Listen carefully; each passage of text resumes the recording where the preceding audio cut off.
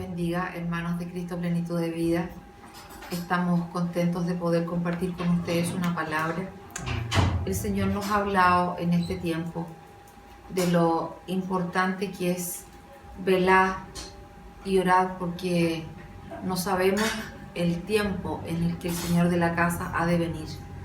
Y este velar va tan de la mano con lo que estamos recibiendo domingo tras domingo, que es importante poder juntos escudriñar las Escrituras en este sentido, porque la palabra del Señor para este tiempo es velar y orar. Esa es la palabra del Señor. Entonces me gustaría que usted ahí en su casa pudiese tomar un tiempo y orar al Señor para que juntos podamos recibir esta enseñanza que hemos preparado. Señor, en el nombre de Jesús, te bendecimos por permitirnos compartir tu palabra. Y te bendecimos también porque nos das las herramientas para conectarnos con los hermanos, porque nos permites estar unidos en Cristo, porque ciertamente no podemos estar físicamente juntos, pero tenemos la unidad de tu Espíritu. Sí, Señor. Y eso nos hace ser cercanos, y eso nos hace mantener el amor, y nos hace también estar juntos orando los unos por los otros.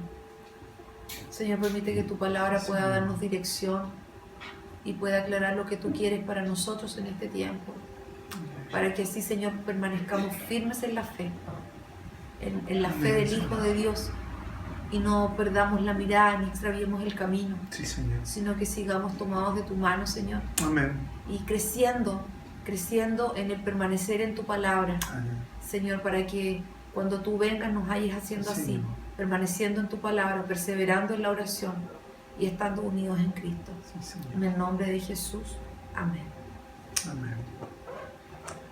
Vamos a introducirnos en una palabra que el Señor nos está entregando, como lo dijo la pastora, y tiene que ver con las vigilias de la noche.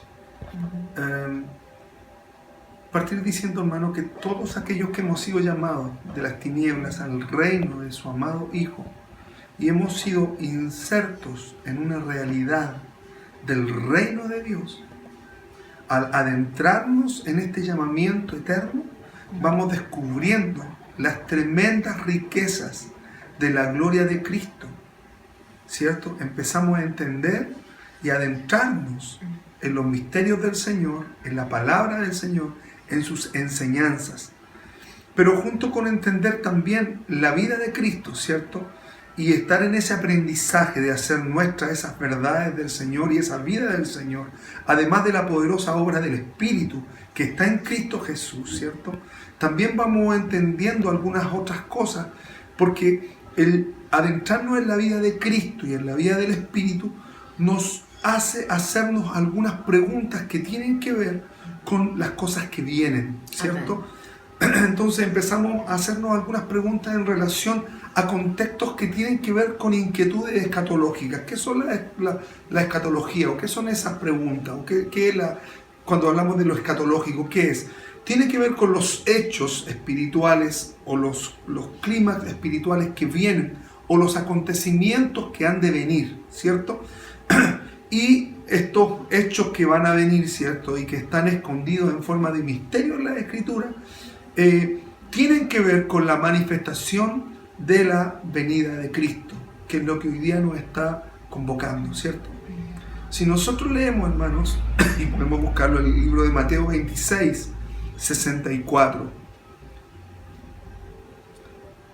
habla lo siguiente, dice la Escritura: Jesús le dijo, tú lo has dicho, y además os digo que desde ahora veréis al Hijo del Hombre sentado a la diestra del poder de Dios y viniendo en las nubes del cielo.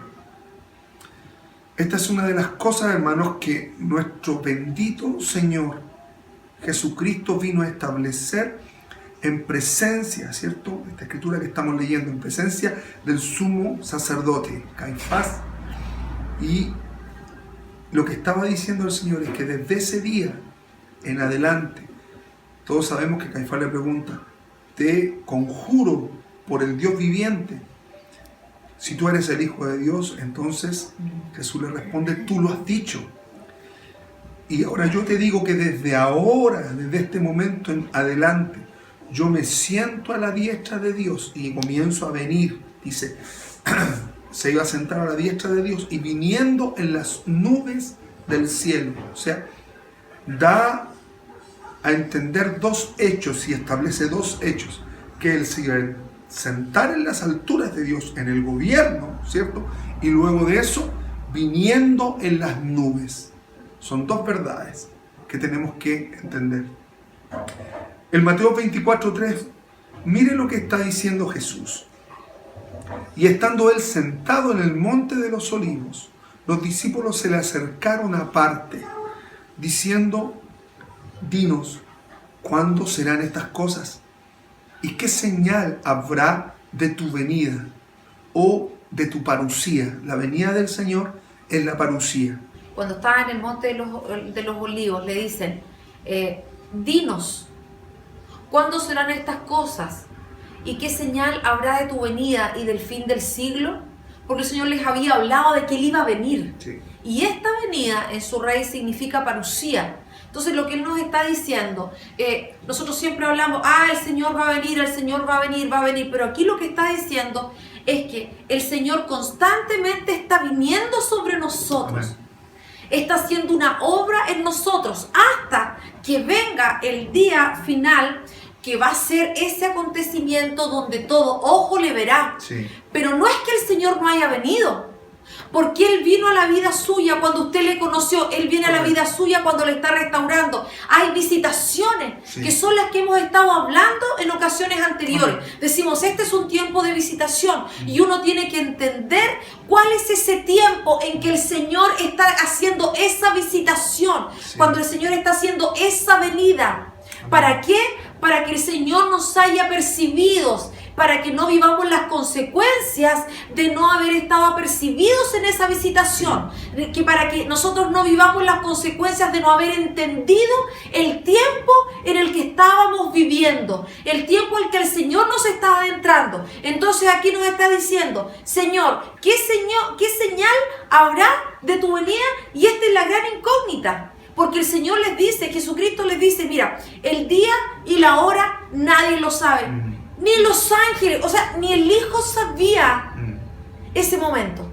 Ni el Hijo sabía. ¿Por qué? Porque esa venida grande, esa venida donde todo ojo le verá, solo el Padre la sabe. Y el Señor nos enseña que cuando venga esa venida nos tiene que encontrar orando y velando. Entonces vuelvo a hacer otro alcance. Cuando el Señor está hablando de esa parucía, de esa venida, cuando esa palabra que en su raíz significa parucía, es que el Señor constantemente está viniendo. Viene sobre tu vida, viene sobre mi vida. Pero va a llegar un momento que son luego de estos acontecimientos donde va a venir, y en esa venida del Señor todo ojo le verá. Ahora, verle, ¿cierto? El Señor vuelve a recalcar, porque Él dice, velen y oren, porque ustedes no saben cuándo va a ser el tiempo. Y Él suelta una parábola y dice, es como el hombre que yéndose lejos, deja su casa y da autoridad a sus siervos y a cada uno su obra. Y al portero, aquí tres cosas súper importantes, hermanos. Primero, deja su casa, ¿cierto? Da autoridad a los siervos, luego a cada uno su obra, finalmente, y al portero. Amén. Mandó que velase. Este texto, hermano, viene a hablar de verdades que nosotros como casa tenemos que entender y ejecutar, ¿cierto? Entonces luego dice, velad porque no sabéis cuándo vendrá el Señor de la casa. Y menciona 4 estaciones: si al anochecer, o a la medianoche, o al canto del gallo, o a la mañana, para que cuando venga de repente no os halle durmiendo, ¿cierto? Y lo que a vosotros digo, a todos lo digo, y ahí suelta un imperativo, velad. Amén. Amén. Entonces, hay cosas, hermanos, que tenemos que revisar, ¿cierto? Esta palabra está dirigida primeramente a los porteros de la casa. Amén. El imperativo, el mandato de velar, tiene que ver con los porteros de la casa. La pregunta es, ¿Quiénes son esos porteros? Nuevamente volvemos a lo que hemos estado aprendiendo durante todos estos domingos. Los porteros de la casa son los que abren el acceso, abren o cierran la puerta a lo que puede ingresar a una familia, y los porteros de la casa son los padres. Ellos son los porteros. Cuando la palabra nos está diciendo que el portero es el que tiene que velar, es que el padre de familia tiene que velar. Si usted dice, lo que pasa es que ni mi papá ni mi mamá conocen al Señor, entonces usted tiene que velar, porque usted va a tener esa posición de estar atento cuando venga el Señor. Si solamente usted conoce al Señor y es la mamá, usted tiene que velar. Si usted es el papá y la mamá no sigue, usted tiene que velar, porque el Señor a usted le dio la responsabilidad de velar. ¿Por qué? Porque ustedes son los que guardan la casa. Amén. No solamente sus vidas, guardan la casa. Entonces, en estos horarios, porque tenemos que ver que en relación a la venida, sí, a esa venida del Señor, que no se sabe porque el Señor se va, ¿no es cierto? El Señor de la casa se va. Sí. Ahí deja instrucciones a los que se quedan, a los siervos, a los demás, a los porteros.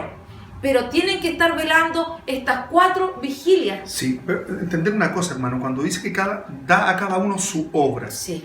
Y tenemos que dejar en claro algo. La obra del Señor siempre se manifiesta en el día. Por lo tanto, cuando está mandando a los siervos y a cada uno su obra, y finalmente a los porteros, está delegando un nivel de responsabilidad a los siervos. Los siervos son aquellos que obedecen la voz del amo. Amén. ¿Cierto? Los siervos no tienen la categoría de amigos.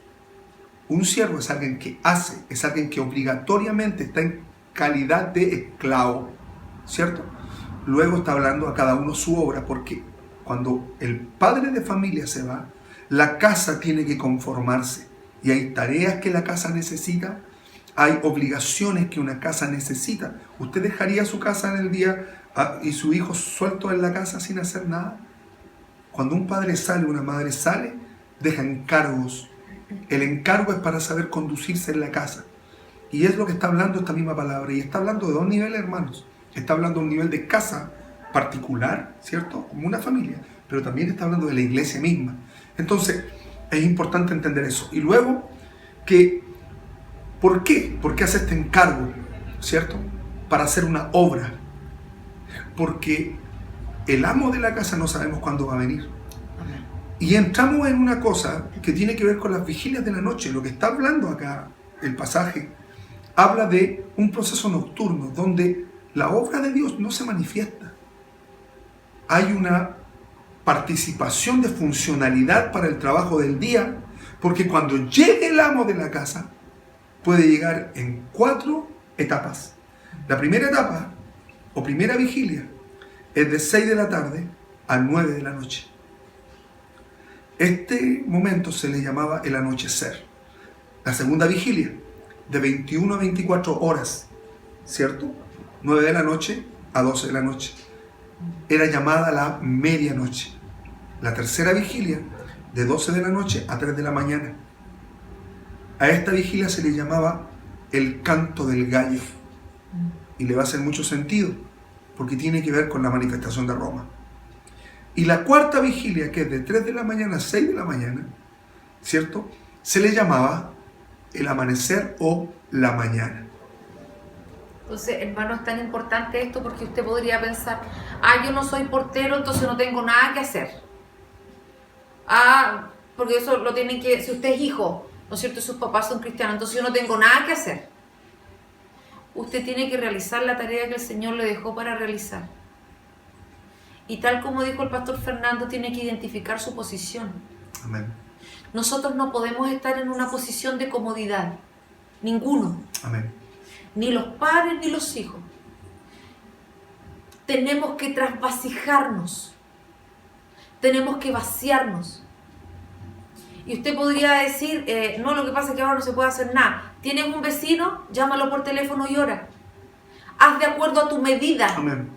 Haz lo que puedes hacer de acuerdo a tu medida. ¿Por qué? Porque tenemos que, cuando venga el Señor, nos tiene que hallar haciendo así, cumpliendo la tarea que Él nos dio. Y por supuesto, velando y orando. Ahora, ¿por qué las vigilias son tan importantes? Mira, la verdad es que cuando uno habla de vigilia, como que se acuerda. Yo me acuerdo un tiempo, hace muchos años atrás, y uno tiene como un entendimiento antiguo de una vigilia. Si yo les pregunto a ustedes en sus casas, ¿han asistido alguna vez a una vigilia? Seguramente los que tienen 40 para arriba, así como yo, que ya voy a tener 50 el próximo año en enero, levantaríamos las manos. Porque la vigilia significaba que nosotros nos juntábamos, ¿no es cierto? Y disfrutábamos, de repente se cantaba, se oraba, se doblaba las rodillas, pero pasadas las 12 de la noche, cuando se doblaba las rodillas, unos cuantos se quedaban dormidos, otros tanto en medio, cuando estaba la palabra, le encontraban fome, se iban para afuera a tomar café. O sea, se daba de todo en la vigilia, pero estaban también esos hermanos fieles que no sucumbían a la jornada y que pasaban toda la noche orando y buscando. Pero en realidad, ese era el entendimiento que nosotros teníamos de vigilia, pero la vigilia, ¿qué es la vigilia en realidad? Ahora, ¿qué acento le da a usted a la vigilia? Claro. Por ejemplo, hay gente que le asumía un valor social, y al hacer esto le gustaban los frey, en la parte de los frey, cuando se tomaba el tecito, Claro. Entonces cada hermano traía sus cositas y empezaba a compartir. Había comunión. ¿Me entiendes? Pero en el fondo, el trasfondo de la vigilia es mucho más profundo que lo que nosotros hacíamos, obviamente con un entendimiento del Señor. Cuando estamos hablando, hermanos, de la vigilia, el entendimiento que tiene esta palabra viene o es sacada o es extraída del proceso en que Israel sale de Egipto. Por lo tanto, la vigilia tiene un concepto de salida. Lo que esconde, la verdad que esconde es la salida de Israel de un proceso de 430 años de esclavitud para salir a un sueño, que es de Dios, al propósito eterno de Dios, que es la tierra prometida. Entonces, vigilia, hermanos, es sinónimo de salida, y es por eso que la orden del Señor es que es un proceso de estar atento. Ahora, nosotros vamos a revisar un pasaje que es el Éxodo 12, 41 al 42, donde esta verdad está implícita. Y es interesante, hermanos, porque dice lo siguiente: y pasados los 430 años, está hablando de la profecía que Dios le había dado a Abraham, en esa noche oscura, donde le dice, mira, todo el pueblo va a caer esclavo, pero pasados 430 años, ellos van a salir a libertad.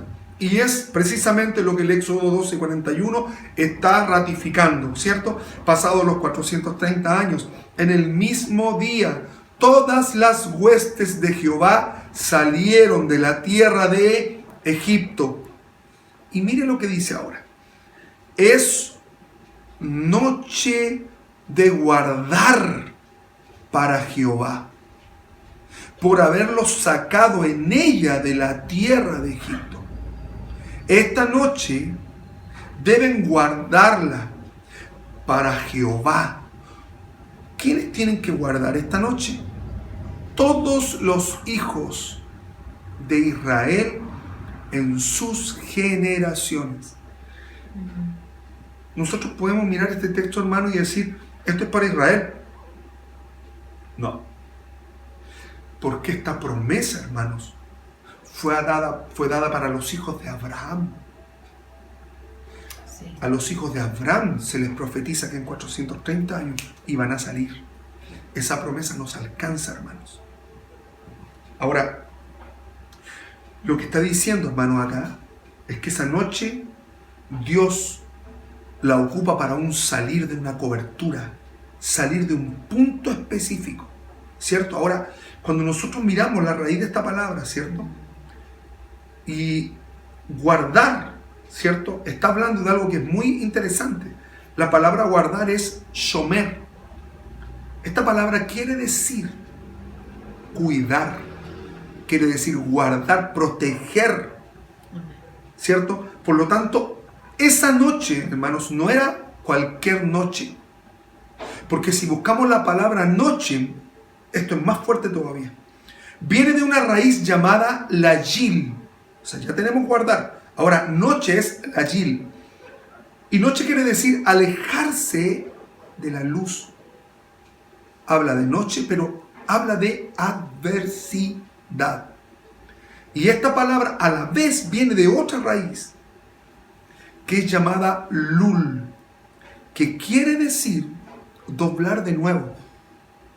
O sea, estamos hablando, hermanos, de un paso espiral o de una escalera de caracol. Eso es noche. Noche es esto, hermanos. Por lo tanto, nos está hablando de una verdad bien interesante. El salir de Egipto es un proceso espiral que les ocupó toda la noche. Por lo tanto, para Dios era tan importante sacarlos de esta forma, digamos, o de esta atmósfera. ¿Usted se ha visto alguna vez en una espiral? ¿Usted ha ido alguna vez ha ido a estos caracoles antiguos, ¿cierto? De centros comerciales antiguos, que acá en la estación central hay uno, por ejemplo. La forma tiene que ver con una especie de ciclo superpuesto que te lleva a una salida o a otro lugar. Entonces, lo que el Señor quiere sacarlo es hacerlo subir, hacerlo ascender. Subir, la palabra lo acredita en varios pasajes. Subir ocupa la palabra salir y subir de Egipto, ¿cierto?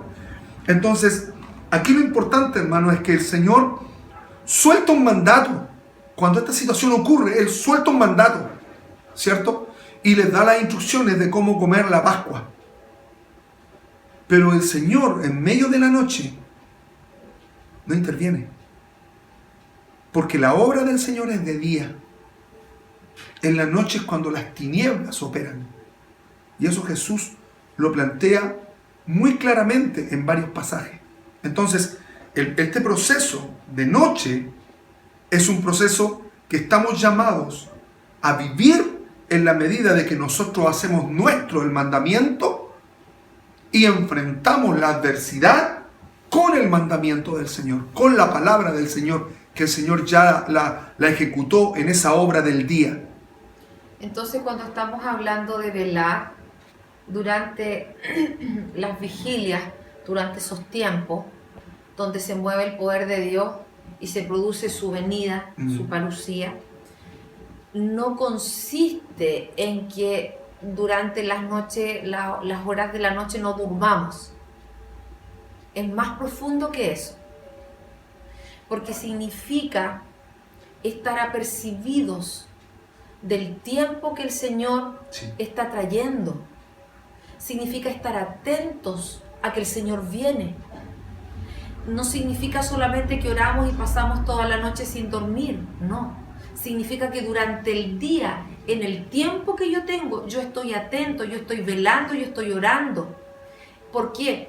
Porque justamente el Señor da indicaciones de cómo tenemos que pasar ese tiempo de noche.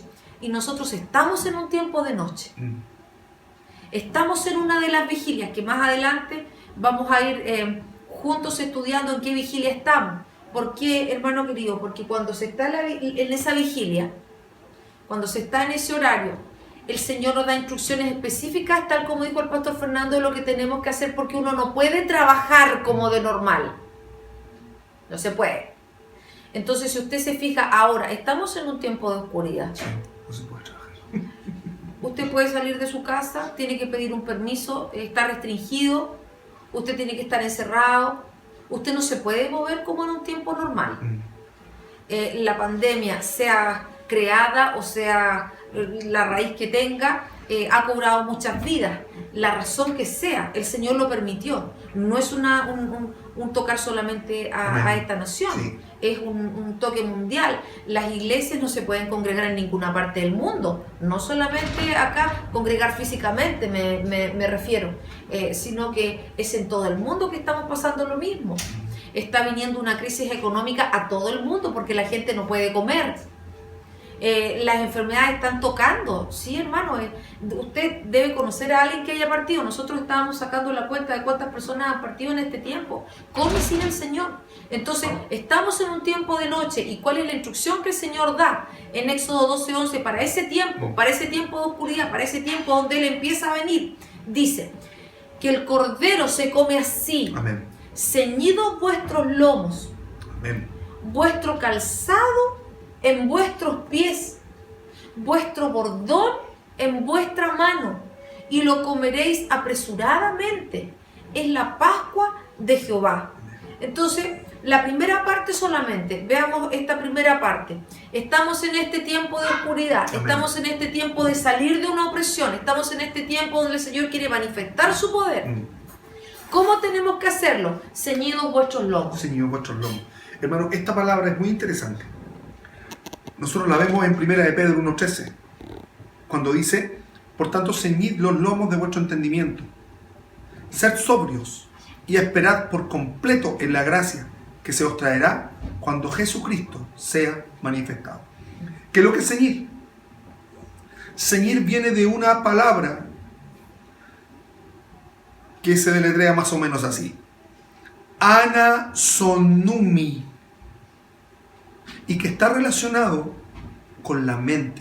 Ceñir los lomos está relacionado con los lomos de la mente.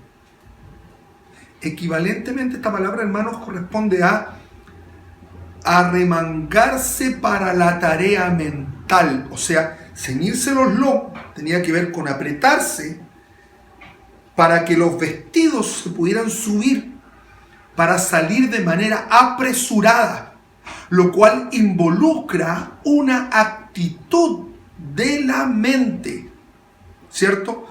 Lomos es osfus, como el centro del poder generativo, estar dispuesto a aprender, estar dispuesto a moverse. Y tiene que ver con los órganos reproductores, los riñones y los lomos. O sea, es poner en acción para la tarea que viene. Es como apercibirse.